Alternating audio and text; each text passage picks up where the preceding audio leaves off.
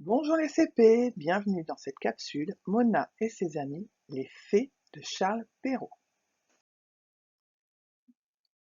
Les fées, partie 2. Donc cette fois, il s'agit de notre livre à la page 139. Regardez l'illustration. Donc il y a la cadette, la plus jeune des deux filles, des deux sœurs, qui est partie à la fontaine. Regardez, la fontaine est derrière elle. Donc vous voyez, c'est un récipient, il y a de l'eau qui coule. Et elle est en train de proposer sa cruche, regardez sur l'image, sur l'illustration, à une vieille dame.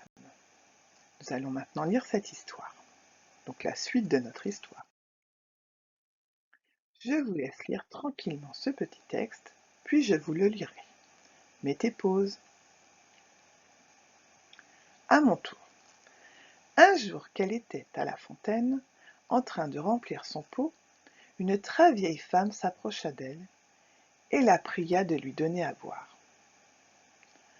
Avec plaisir, madame, répondit la jeune fille en souriant, et elle puisa aussitôt de l'eau et aida la vieille à boire à la cruche.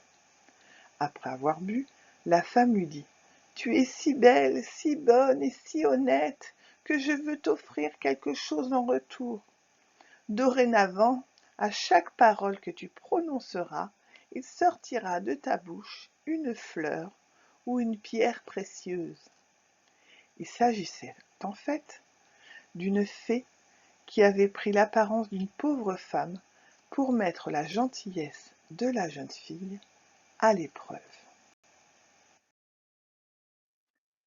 Alors, on va regarder s'il y a des mots à expliquer et ensuite je vous poserai des questions.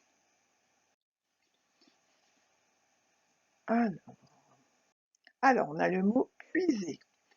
Donc, elle va à la fontaine, elle puisa aussitôt de l'eau. Qu'est-ce que ça veut dire ? Elle puisa de l'eau. Alors, on dit puiser de l'eau, ça vient du mot puits.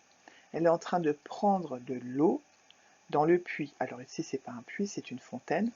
Elle a pris sa cruche, elle l'a mise dans l'eau et elle a récupéré l'eau dans la cruche. Qu'est-ce que c'est qu'une cruche ? On va voir si vous vous en souvenez. On avait dit qu'une cruche, c'était comme une carafe. Ensuite, y a-t-il un autre mot ? Dorénavant. Que veut dire le mot dorénavant ?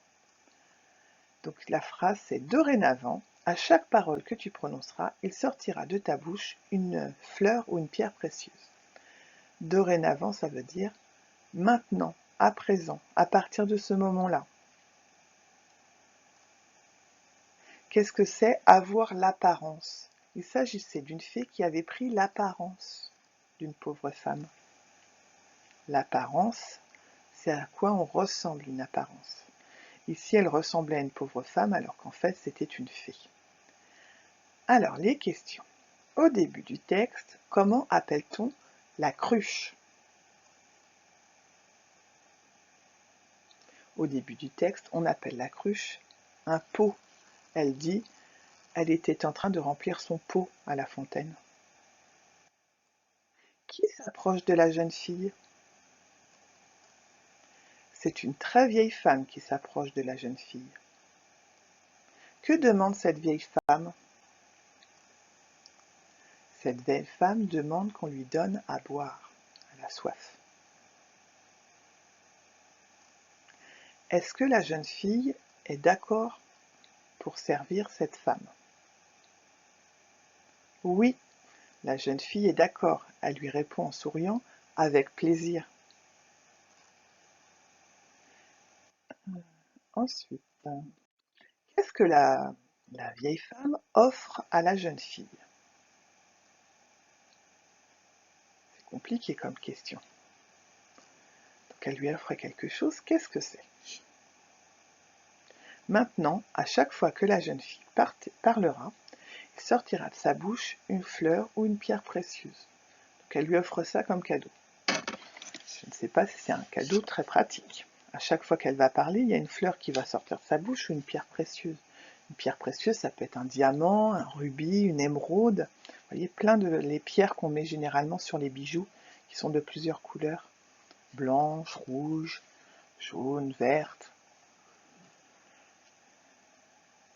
Alors, qui est en fait cette pauvre femme? Cette pauvre femme est en fait une fée. À bientôt les CP! Nous remercions les éditions Magnard, Charles Perrault et vous tous. À bientôt!